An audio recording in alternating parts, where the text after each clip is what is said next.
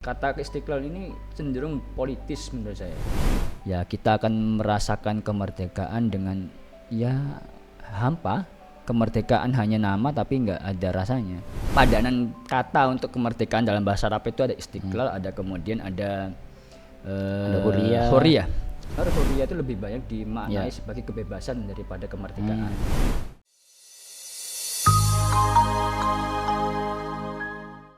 Udah kamera. Oh ya udah. Assalamualaikum warahmatullahi wabarakatuh. Waalaikumsalam.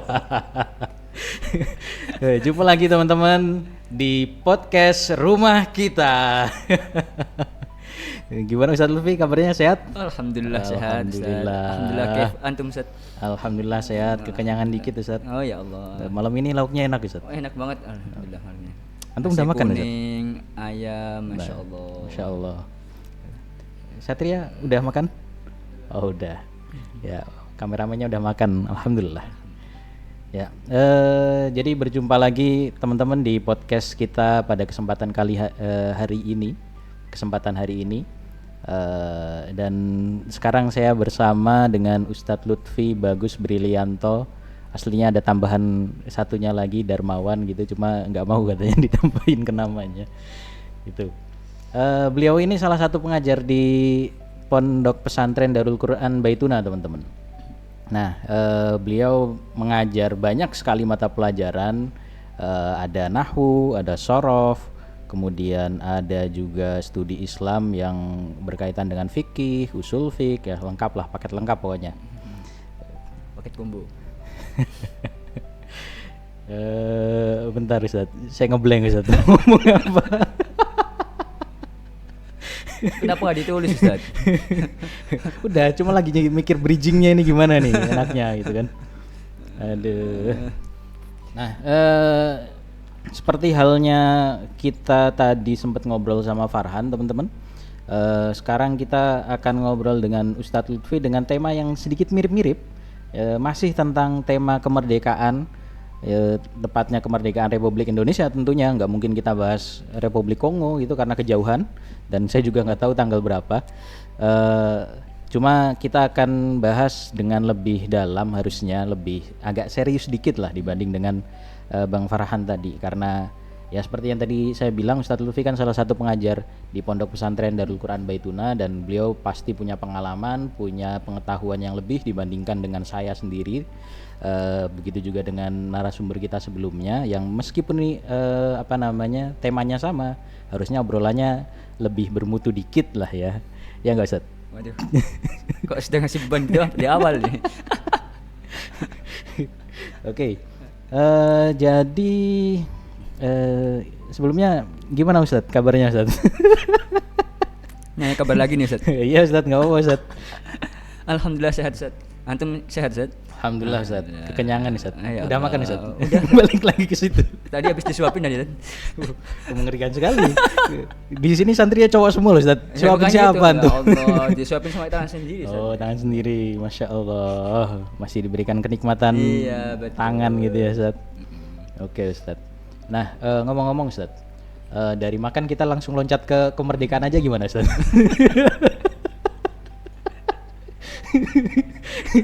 Aduh, saya buntu ini Ustadz, nggak ada bridging ini. Tolong di-cut dong ini. Kak like YouTube tadi. Awas ya ulang. Ya anggap aja bridgingnya oke lah Ustadz. Ulang Ustadz. Oke. Ulang Ustadz ya. Ulang. Lah, ngapain diulang? Oke. Gak masuk gitu. Gak masuk. Gak masuk. Oh, justru obrolan yang kayak gini yang kita pengen kan Ustadz. Oke, jadi langsung aja Ustadz. Antum kan sudah mengajar di Baituna mungkin berapa tahun Ustadz? Hampir 6 tahun. 6 tahun. Hampir 6 tahun. Lebih lama dari saya ya Ustadz? Ya. Oke, nah di selama 6 tahun itu terkait dengan kemerdekaan ya Ustadz. Berarti kan 17 Agustus tiap tahunnya antum itu pernah pulang ke kampung halaman, maksudnya ke rumah antum di mana sih Ustadz? Rumah saya di Jawa Timur Ustadz. Oh, di Jawa Timur. Betul. Nah, pernah pulang ke Jawa Timur pas 17 Agustus atau selama mengabdi di Baituna, mengajar di Baituna, antum selalu di Baituna Ustaz? Setiap tanggal 17 Agustus itu. Selama pesantren saya udah nggak pernah merayakan 17-an di rumah sih. Oh, itu pesantren dari umur berapa Ustaz? Dari kelas 1 SMP Ustaz. Kelas 1 SMP. Saya pengen bahas itu tahun berapa, cuma kayaknya Nggak usah lah Ustaz. oh nggak usah ya. Ya. Perkiraan itu ya, yang jelas 10 tahun lebih lah ya. Ya 10 udah tahun. hampir 16 tahun Ustaz berarti. Ini tadi saya pengen ngelindungin antum buka sendiri loh. Ya itu teman-teman. Jadi silakan dihitung sendiri. 16 tahun itu 16 tahun yang lalu beliau kelas 1 SMP, jadi perkirakan sendiri beliau umurnya berapa. Oke Ustaz, jadi dalam di jangka waktu 16 tahun itu Kosong. apa Ustaz? Goyang. Oh iya, ya emang goyang Ustaz. Gimana lagi? Oke, selama 16 tahun itu Ustaz, berarti di pesantren ya. Antum ngerasain ada yang beda nggak sih Ustaz, seremoni di pesantren dengan di rumah gitu, misalkan yang antum ingat ketika SD, entah itu dari segi lombanya mungkin atau dari segi upacaranya, misalkan antum ikut upacara nih pesantren, ikut upacara tapi pakai peci, pakai sarung gitu, kali aja ada gitu Ustaz.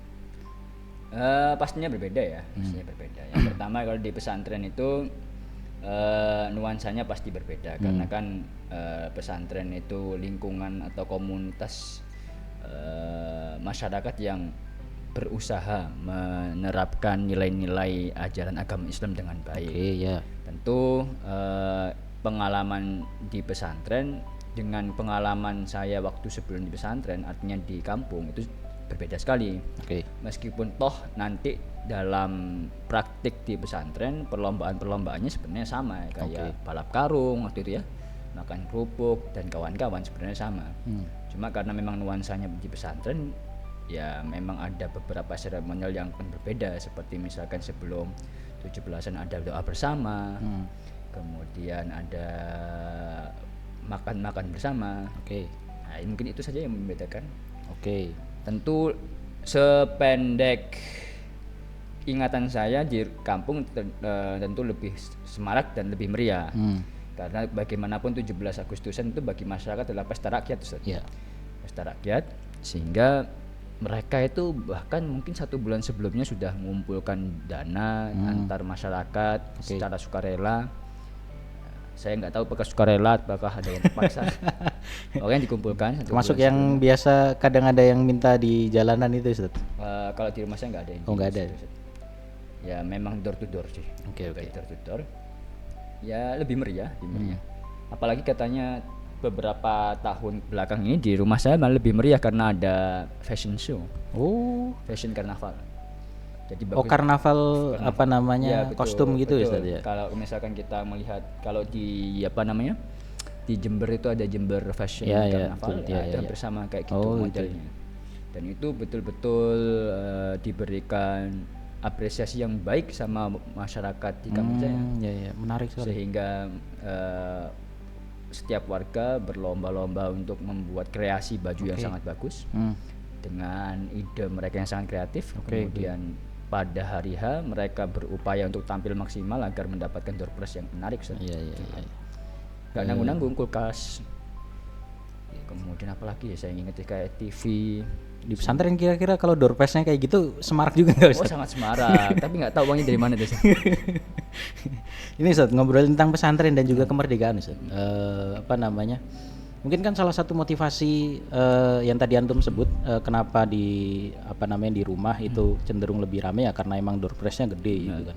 Jadi orang-orang emang semangat ketika ikut lomba, ikut karnavalnya gitu. Nah, sebenarnya ini kan 17 Agustus itu kan kita sedang memperingati kemerdekaan Indonesia. Nah, di pesantren ya kita sama-sama mau itu di pesantren maupun di masyarakat umum di luar pesantren gitu kan, tujuannya kan untuk memperingati kemerdekaan itu Ustaz. Nah, bagi kalangan santri sendiri atau pelajar muslim lah yang tinggal di pesantren, entah itu santrinya, asatidnya maupun pengasuhnya mungkin. Nah, atau lebih umumnya ya dalam perspektif Islam ya Ustaz. Masyarakat Islam itu memaknai kemerdekaan itu seperti apa sih Ustaz? Apakah memang selalu dikaitkan dengan negara, atau kemerdekaan itu pada hakikatnya seperti apa? Atau mungkin pertanyaan bisa kita elaborasi lagi, Ustaz. Sebenarnya kemerdekaan kalau dalam Islam sendiri itu kaitannya paling erat tuh, Ustaz, sama apa? Pertanyaan nanti ada dua Ya betul. pertanyaan, Ustaz. Ya. Coba Betul, dulu. saya sadar. Yang terakhir apa yang pertama nih, Ustaz? Yang pertama dulu, Ustaz. Yang pertama. Yang pertama ya. Sebenarnya kalau misalkan kita melihat fenomena perayaan kemerdekaan ini, sebenarnya hampir seperti yang saya bilang tadi, ya, hampir nggak ada beda antara di pesantren sama di non pesantren. Ya. Kenapa demikian? Karena layaknya kita kalau misalkan ada orang tua ingin merayakan ulang tahun anaknya, itu sangat meriah karena mereka memang punya kebutuhan, punya keperluan untuk merayakan ulang tahun anaknya dengan meriah. Oke. Mereka merasa memiliki kepemilikan bahwa itu anak mereka, sehingga mereka perlu merayakan ulang tahun anak mereka dengan baik. Oke. Di pesantren, sayang sekali, ini harus kita akui bersama bahwa acara ulang tahun pesantren atau hal pesantren itu lebih meriah, jauh lebih meriah dibandingkan 17 Agustus. Kita bisa cek bersama, kita bisa bandingkan bersama bagaimana kalau misalkan ada acara hall pesantren, ulang tahun pesantren, itu sangat lebih meriah daripada 17 Agustus. Saya tidak ingin memaknai bahwa anak-anak pesantren itu tidak punya nasionalisme, tapi karena memang perlu adanya edukasi bahwa betapa pentingnya kemerdekaan buat anak-anak pesantren. Nah, ini nanti mengarah ke pertanyaan Ustadz yang kedua tadi. Nah, sementara ini anak-anak di pesantren itu tidak mempunyai literasi yang cukup tentang kemerdekaan bangsa kita. Yang pertama, yang kedua, kayaknya masih banyak pesantren, terutama santri, yang tidak punya pengetahuan cukup atau literasi cukup tentang peran pesantren di dalam kemerdekaan Indonesia, sehingga ketika 17 Agustusan mereka hanya ikutan tren, ikutan hype-nya, ikutan ya, karena pada umumnya masyarakat Indonesia kalau hari ulang tahun Republik Indonesia itu berbahagia, ya mereka juga ikut berbahagia. Sehingga ya ikut-ikutan saja. Tidak sama seperti kalau misalkan mereka mengadakan haul, mengadakan wisuda, mereka akan betul-betul sungguh-sungguh memaknai itu, sehingga kalau kita menghadiri misalkan wisuda pesantren atau hal pesantren itu, misalkan kita itu hadir ikut acaranya seperti ada dimensi atau vibes yang berbeda. Itu sangat kita rasakan. Itu yang pertama. Nah, hubungannya sama yang kedua, perlunya anak-anak pesantren itu diberikan pengertian tentang kemerdekaan itu sendiri. Nah, sebelum kita masuk ke kemerdekaan Indonesia, kita perlu menjawab pertanyaan Ustadz yang kedua tadi, bahwa apa sih sebenarnya kemerdekaan di dalam agama kita, itu memaknai kemerdekaan dalam agama kita. Sependek pengetahuan saya, Ustadz, kalau kita mencari kosakata dari bahasa Indonesia ke bahasa Arab, kemerdekaan itu kan biasanya punya dua entry ya, yang sering terkenal di kita itu ada kata istiqlal, ada kata hurriyah. Meskipun nanti pada jamaknya atau yang jamak kita dengar hurriyah itu lebih banyak dimaknai sebagai kebebasan daripada kemerdekaan. Sama kayak masjid yang di Jakarta ya, Ustaz? Betul, Masjid Istiqlal. Betul. Masjid Kemerdekaan. Betul. Nah, Istiqlal ini adalah, kata Istiqlal ini cenderung politis menurut saya, Ustaz. Karena kan Istiqlal kan dari kata sulasi masjid. Dari kata istaf'ala, dari wazan istaf'ala, dari kata istakola, dari kata killa. Nuansa politisnya adalah seakan-akan dalam sebuah komunitas ada kelompok kecil yang kemudian memisahkan diri, membentuk sebuah ide, merevolusi, maka disebut istiqlal atau istakola. Sehingga itu muatannya politis. Kalau dalam bahasa Inggris mungkin agak mirip dengan independent gitu ya, karena memang terjemahnya merdeka itu bahasa Inggris independence gitu kan. Dia kan berdiri sendiri. Jadi seakan-akan dia awalnya menginduk kepada sesuatu, kemudian membebaskan diri, seolah-olah seperti itu. Betul. lebih tepatnya seperti itu. Tapi kalau misalkan kita cermati lagi secara detail kan bahasanya kan kalau dari kata kilah ada ya nggak banyak kelompok ya, mulai dari kecil, suku kecil, dari orang per orang, menyamakan persepsi dari satu orang ke orang, kita punya visi yang sama, bagaimana kalau misalkan kita mengembangkan pikiran kita bersama-sama, kemudian kita melakukan pergerakan agar kita bisa mengembangkan pemikiran kita dengan baik dan benar, kemudian dengan merdeka, akhirnya membentuk gerakan secara politis, kemudian disebut dengan Istiqlal. Nah, itu yang kita lihat dari negara kita juga ya. Negara kita kan lama dijajah oleh banyak negara, salah satunya adalah Belanda, dan kebetulan terakhir itu dijajah oleh Jepang. Kemudian mereka membentuk kelompok kecil dari orang-orang terpelajar, mempunyai pikiran yang sama, yang kita pendek kata dikenal dengan Sumpah Pemuda, dan itu kemudian membentuk gerakan-gerakan yang kemudian alhamdulillah negara kita bisa merdeka. Itu secara Istiqlal saja. Ada lagi yang perlu kita garis bawahi adalah hurriyah sih Ustaz. Itu yang paling penting karena itu secara personal ya, per orang per orang. Dan itu menurut saya lebih tepat kalau misalkan kita memaknai kemerdekaan kita pada momen ke-80 tahun ini dengan makna hurriyah sih Ustaz. Hurriyah itu kan kalau misalkan kita cari padanan dalam bahasa Arab bisa bermakna khulus. Apa itu Ustaz? Khulus itu membebaskan diri atau membebaskan diri dari segala hal yang membuat dia terkekang. Membuat dia kalau terbelakang. hurriyah tadi artinya kebebasan. Secara umum Ustaz. Kebebasan secara umum. Terbebas dari apapun itu ya. Lebih tepatnya itu bebas dari hal-hal yang negatif sih saja. Yang toksik, yang jelek. Khulus, kemudian sofa hampir sama dengan khulus tadi. Kemudian ada syaraf. Sofa kalau diartikan ke bahasa Indonesia kurang lebih apa? Ya, saya kira maknanya akan lebih mirip dengan khulus ya. Berarti ini ya sinonim aja. Polisemi. Kemudian ada kata syaraf. Artinya orang yang bisa membebaskan dirinya dari hal-hal yang buruk, kemudian dia mendapatkan kemuliaannya. Syaraf itu kan artinya setahu saya itu mulia Ustaz. Berarti dia tidak langsung jadi sinonimnya, cuma jadi istilahnya perkembangan dari efek setelah mendapatkan kebebasan dia menjadi syaraf, menjadi mulia gitu. Dan kemudian yang kita lihat di padanannya juga ada kata syaraf itu kemudian ada makna syaraf, kemudian makna nabil. Nabil dah bersyaraf, sama-sama syaraf sih. Mulia juga sih. Mulia juga. Gitu. Jadi gimana nih Ustaz? Saya masih belum nangkep. Tadi kan pertanyaannya gimana Islam, agama kita memaknai kemerdekaan itu, dalam artian salah satu pengembangan pertanyaannya juga biasanya sih kalau dalam Islam itu kata merdeka itu paling dekat kaitannya dengan apa sih Ustaz? Jadi ketika seseorang disebut merdeka berarti dia terbebas dari apa sih? Merdeka dari apa gitu Ustaz?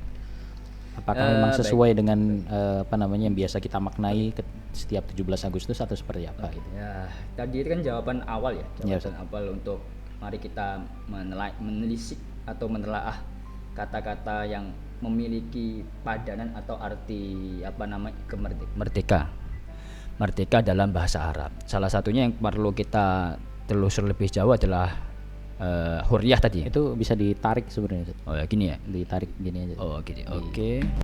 Agak turunin itu biasanya bisa. Cukup.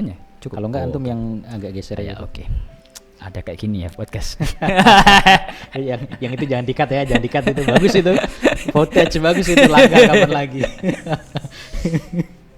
Oke. Gimana tadi Ustaz? Sebagai pancingan awal atau sebagai bridging awal bahwa dalam padanan kata untuk kemerdekaan dalam bahasa Arab itu ada Istiqlal, ada kemudian ada hurriyah. Nah, mari kita telisik lebih jauh kata hurriyah ini. Dan ini yang lebih sering digunakan sih sebenarnya daripada kata Istiqlal itu sendiri. Dan lebih tepat kalau misalkan kita kaji atau kita telaah singkat dalam momen yang sangat berharga ini. Nah, saya ingin narik panjang jauh bahwa tadi itu hurriyah itu salah satu maknanya adalah khulus atau sofa, membebaskan diri dari beberapa hal. Apapun lah, bukan beberapa hal ya, apapun yang buruk-buruk. Salah satu yang ditekankan oleh Islam ketika Islam datang itu adalah pertama kali adalah membebaskan seseorang dari kebodohan. Dan kebodohan adalah penyakit yang sangat berbahaya dibandingkan penyakit apapun. Itu sebabnya ketika Nabi Muhammad SAW tahannus di Gua Hira, kemudian didatangi oleh malaikat Jibril dalam bentuk aslinya, wahyu yang pertama adalah Iqra bismi rabbikal ladzi khalaq. Nah, setelah kemudian agama kita ini datang, atau agama kita disampaikan oleh Nabi Muhammad dalam misi utamanya atau misi awalnya adalah menyebarkan pendidikan, nilai-nilai pendidikan, nilai pengetahuan. Tujuan selanjutnya dan tujuan paling tinggi adalah membebaskan manusia dari perbudakan antar sesama manusia. Kemarin ada yang asik waktu hari Rabu itu kemarin itu saya menyampaikan kajian ibu-ibu bahwa Islam itu adalah agama kehidupan. Kehidupan itu dimulai dari ilmu, dan ilmu itu tidak akan bisa berdiri sendiri untuk membentuk sebuah peradaban. Harus dimulai dengan ilmu, kemudian dengan keimanan, atau gak gitu dengan bahasa hadisnya itu adalah dengan dzikrullah. Itu yang pertama.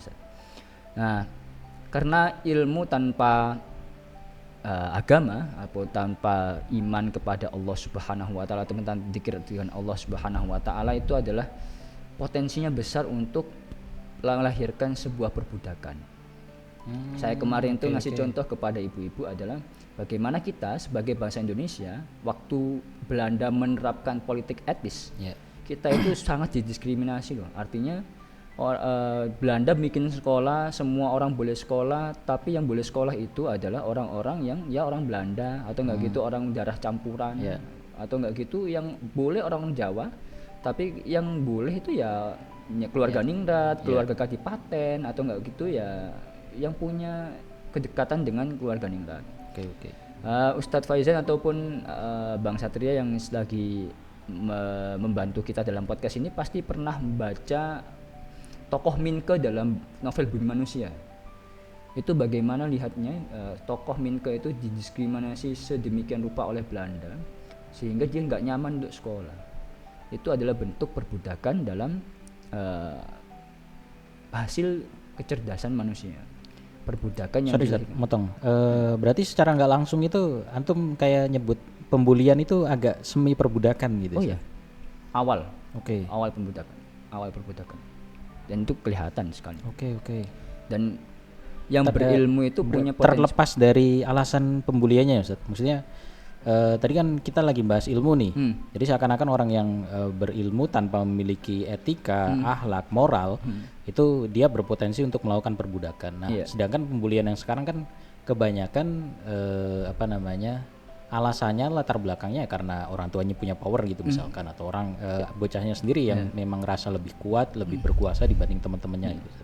Ya itu kan karena dia merasa punya kekuatan. Salah satu basis kekuatan adalah keilmuan. Keilmuan. Nah, maksudnya ini kan saya ngasih contoh bahwa ilmu sendiri yang berdiri sendiri itu juga adalah potensi yang besar untuk memperbudak seseorang. Dalam hal ini kan kita ngasih contoh Belanda. Kita ngasih contoh lagi yang agak lebih jauh lagi ya. Dulu waktu keilmuan kita itu berkembang jauh, berkembang bagus modern di zaman dinasti Abbasiyah, kita kan membuka ilmu selebar-lebarnya. Siapapun boleh belajar dengan Baitul Hikmah sebagai mercusuar kita. Tapi begitu keilmuan itu berpindah ke barat, itu baru mulai ada komersialisasi keilmuan, sehingga tidak semua orang bisa masuk belajar. Kita lihat aja sekarang ada Harvard, ada Oxford, ada apapun perguruan tinggi di luar negeri, gak semuanya bisa bebas bisa belajar. Gak sama kalau misalkan kita masih punya Al-Azhar sekarang, siapapun bisa belajar ke sana dengan berbagai latar belakangnya tanpa terbatas memang sampai sekarang ya. Meskipun sekarang ya agak mahal sedikit untuk naik ke Azhar, cuma kan pada dasarnya Al-Azhar terbuka untuk semua orang. Tapi kalau untuk terbuka itu bahkan non muslim boleh ya? Wallahu alam, saya kurang tahu. Wallahu alam, saya nggak berani berbicara seperti itu. Tapi faktanya kan seperti itu, Ustaz. Sehingga pertama adalah agama memperkenalkan ilmu karena ilmu itu ada basis semuanya. Kemudian ilmu itu harus didampingi atau harus ditujukan dalam rangka untuk mengenal Allah Subhanahu wa taala. Dan itu basis kita tidak akan bisa beragama dengan baik tanpa ilmu pengetahuan, dan itu adalah basis utama agar tadi kata Ustadz membebaskan diri dari perbudakan. Minimal bullying itu tidak akan lahir kalau misalkan orang itu berpengetahuan dan punya iman. Oke. Nah, itu saya kira itu sih Ustadz. Poin menarik sekali Ustaz. Jadi kalau bisa saya rangkum berarti kurang lebih kemerdekaan yang dimaksud oleh Islam memang pertama kali itu ditujukan untuk memerdekakan kita dari kebodohan lewat ayat yang pertama kali turun ya Ustaz, Iqra itu. Kemudian tujuan selanjutnya yaitu untuk memanusiakan manusia itu sendiri Ustaz. Oke. Nah, saya tadi ada satu poin Ustaz yang antum sempat singgung dan itu kayaknya lumayan menarik untuk dibahas Ustaz. Di mana antum bilang salah satu alasan kenapa santri kurang kurang dapat feel-nya gitu ketika merayakan 17 Agustus itu karena kurang mengenal ini Ustaz, peran pesantren di kemerdekaan Indonesia. Kayaknya sih nggak cuma santri Ustaz, maksudnya secara umum umum orang Indonesia pun ya yang tahu yang dikenal dalam tokoh kemerdekaan Indonesia hanya tokoh-tokoh tersebut berapa nama itu Ustaz. Kita nggak tahu banyak perihal gimana sih khususnya lembaga keagamaan gitu Ustaz. Katakan pesantren seperti itu atau mungkin majelis sekolah-sekolah Islam turut andil dalam terlahirnya kemerdekaan Indonesia itu sendiri Ustaz. Mungkin gimana sebenarnya Ustaz? Ini pertanyaannya adalah yang pertama tadi Ustaz ya, berarti jangankan santri, kita sebagai masyarakat, andai kata kita masyarakat awam pun juga nggak tahu informasi seperti itu. Betul. Ini pertanyaan yang sebenarnya salah sih Ustaz. Artinya gini, kita kan saumpama dalam sebuah keluarga, ya kita yang paling punya kewajiban dan harusnya punya rasa penasaran yang tinggi terhadap silsilah keluarga kita. Oke. Dan itu sebenarnya harus ditanamkan juga oleh pesantren, bahwa mereka harus mengajarkan kepada santri bahwa pesantren itu punya punya kontribusi yang besar dalam perjuangan memerdekakan bangsa Indonesia. Sementara ini kan nggak pernah ada. Barangkali bukan hanya saya saja, mungkin Ustadz Faizan ataupun siapapun yang ada di pesantren jarang sekali, mohon maaf sekali, para pemegang pesantren bercerita peran pesantren di dalam perjuangan memerdekakan bangsa Indonesia, meskipun dalam skup yang kecil ya. Artinya mungkin dalam skup ambil bagian di kabupatennya masing-masing atau bagian kecamatannya masing-masing, dan itu kan penting. Ini misalkan kita tarik contoh di luar konteks pesantren, misalkan kalau misalkan kita punya orang tua atau punya kakek ya, kemudian orang tua kita bercerita tentang kakek kita, kemudian ada haul kakek kita, misalkan ada acara tahunan meninggalnya kakek kita kan lebih punya rasa khidmat dan ada rasa antusias untuk merayakan, karena kakek kita itu adalah tanda kutip pahlawan bagi keluarganya. Oke. Itu berbeda kalau misalkan orang tua kita nggak bercerita bahwa kakek kamu adalah seperti gini. Ya nggak ada perayaan yang menarik, karena nggak ada feel bahwa kakek saya adalah orang yang hero. Oke. Dan itu ya penting menurut saya pesantren.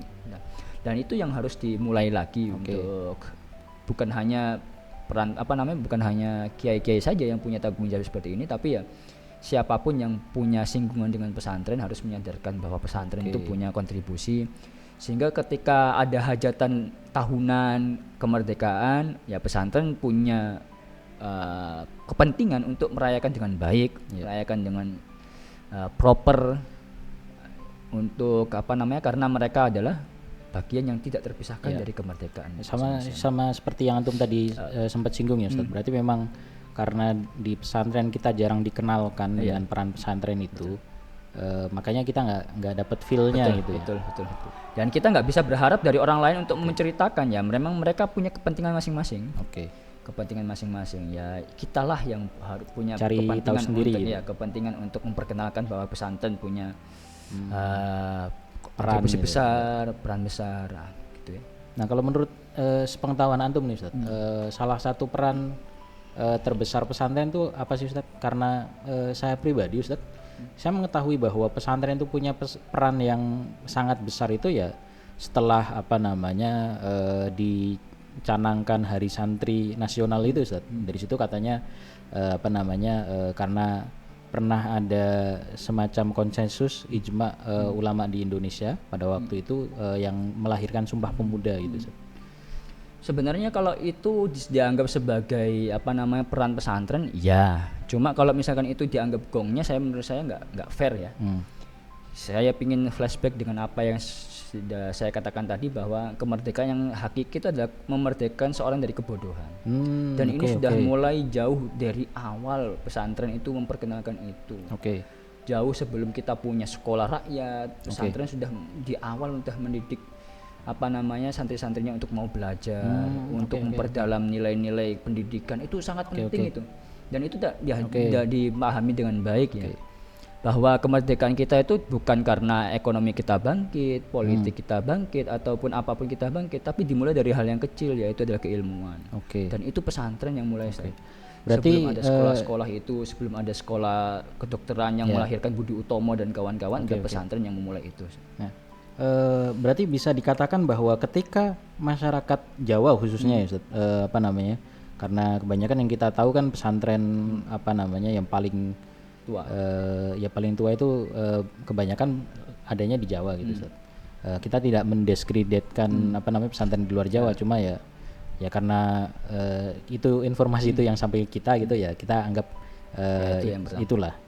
Nah, berarti secara tidak langsung ketika masyarakat pada waktu itu dilarang, tidak mendapatkan hak akses bahkan untuk masuk ke sekolah rakyat katakan, atau sekolah yang didirikan oleh Belanda untuk belajar, maka pesantren menjadi bisa dibilang satu-satunya tempat bagi masyarakat awam, bagi masyarakat pribumi khususnya untuk mendapatkan akses ilmu itu Ustaz. Mungkin iya ya, sependek pengetahuan saya iya. Sekali lagi di pesantren itu memang apa namanya, lingkungan yang menurut saya pertama kali yang mengajarkan mereka untuk kemudian kritis terhadap keputusan-keputusan atau enggak gitu. Apa ya, keputusan-keputusan atau enggak gitu hasil dari keputusan Belanda itu sendiri. Bagaimanapun kan pesantren ini dimulai dari satu orang kiai, kemudian punya santri, apa namanya, menularkan keilmuan, kemudian membentuk sebuah komunitas. Dan itu kita bisa perhatikan loh, organisasi-organisasi yang lama-lama kayak Muhammadiyah itu, kemudian Nahdlatul Ulama ataupun organisasi Islam yang lain itu lahir lebih awal daripada misalkan apa namanya gerakan-gerakan terpelajar kemudian.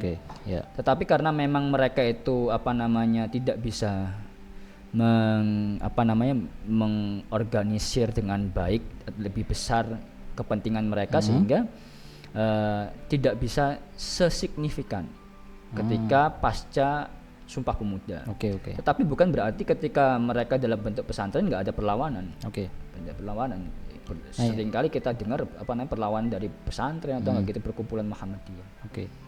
Nah, mungkin nggak sih misalkan kita menelusuri background pendidikan para pahlawan kita gitu Ustaz. Kan ya gimana pun para pahlawan kenapa mereka bisa berani melakukan apa namanya perlawanan itu kan karena mereka punya pemikiran yang kritis Ustaz. Wah, kita punya kesadaran bahwa kita sedang dijajah gitu. Nah, otomatis kan mereka pernah mendapatkan pendidikan di masa kecil mereka.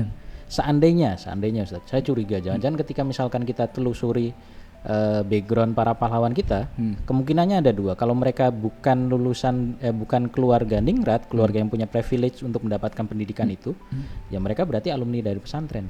Mungkin nggak Ustaz kayak gitu? Gini, saya ingin menggarisbawahi kesadaran tadi itu. Kesadaran itu kan muncul kalau misalkan mereka itu punya pengetahuan. Artinya kalau misalkan mereka nggak punya pengetahuan, ya mereka nggak bakal sadar kalau misalkan mereka sedang dalam keadaan yang sangat tidak baik, tidak menguntungkan. Lah, keadaan menguntungkan dan tidak menguntungkan ini kan kemudian berkembang dari afiliasi mereka. Dengan komunitas mereka. Komunitas mereka, betul. Ya kalau misalkan kita melihat dari keluarga ningrat, kalau misalkan mereka dekat dengan Belanda, ya mereka merasa hal itu yang aman-aman saja. Tapi kalau misalkan dari apa namanya bukan hanya pesantren ya, tapi siapapun yang berpendidikan, sudah menempuh pendidikan, kemudian mereka akan sadar bahwa kita nggak bisa selamanya di bawah kungkungan Belanda atau kungkungan Jepang, ya pasti mereka akan melakukan perlawanan. Oke. Seperti itu. Oke. Jadi Menarik bukan sekali. hanya pesantren sebenarnya. Iya. Jadi sebenarnya baik lagi Ustadz, berarti peran pesantren dalam kemerdekaan Indonesia itu menyiapkan, bisa dibilang menyiapkan anak mudanya, bangsanya untuk membangun kesadaran bahwa kita sedang dijajah. Betul. Karena ya yang kita tahu kan dari pidatonya Bung Karno, presiden pertama kita, bahwa kita dijajah selama 350 tahun. Meskipun 350 tahun itu modelnya adalah seperti monopoli sumber daya alam dan lain sebagainya oleh Belanda, itu tidak penjajahan yang dipaksa gitu. Nah cuma kan dari situ terlihat bahwa kenapa bisa dimonopoli, ya karena kita kalah ilmu, kita kalah kesadaran kalah gitu. skalanya. Kita yang paling penting adalah kita kalah ilmu. Sehingga kita kan dininabubukan karena nggak sadar. Oke. Kita itu gampang dininabubukan dengan sesuatu hal yang bersifat materialistis. Sehingga ya selama menguntungkan perut, ya sudah itu dianggap ya oke saja. Oke. Menarik sekali Ustaz. Nah, dan perlu kita garis bawahi, Soekarno kan adalah salah satu produk pendidikan keagamaan. Ya meskipun beliau tanda kutip anggaplah beliau nggak pernah pesantren seperti lembaga institusi sekarang, tapi beliau bersinggungan dengan tokoh-tokoh keagamaan, dan itu kan pasti melalui jejaring keagamaan yang mumpuni. Iya. Bukan hasil 1 bulan belajar kemudian itu. Menarik sekali Ustaz ya. Mungkin terakhir ini Ustaz, masih dengan tema kemerdekaan Ustaz. Jadi setelah kita bahas gimana dulu sejarahnya, termasuk juga peran pesantren di Indonesia sebelum sehingga akhirnya melahirkan bangsa atau anak muda yang sadar bahwa kita sedang tidak baik-baik saja gitu Ustaz. Nah harapan antum sendiri Ustaz, sekiranya untuk anak muda sekarang atau untuk lembaga keislaman sekarang atau bahkan mungkin untuk Indonesia sekarang di ulang tahunnya yang ke-80 ini, kedepannya mungkin seperti apa gitu Ustaz, harapan antum mungkin bisa disampaikan Ustaz. Harapan saya adalah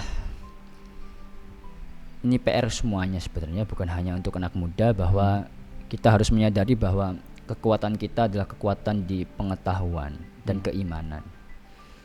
Selama bangsa kita masih belum menyadari bahwa pengetahuan itu adalah segala-galanya, keimanan adalah modal yang sangat penting, ya kita akan merasakan kemerdekaan dengan ya hampa. Kemerdekaan hanya nama tapi nggak ada rasanya. Itu sangat penting Ustaz. Sekarang ini kita sedang di momen-momen yang sangat mengkhawatirkan karena kita kekurangan generasi-generasi yang terdidik dengan baik, generasi-generasi yang kurang terpelajar dengan baik.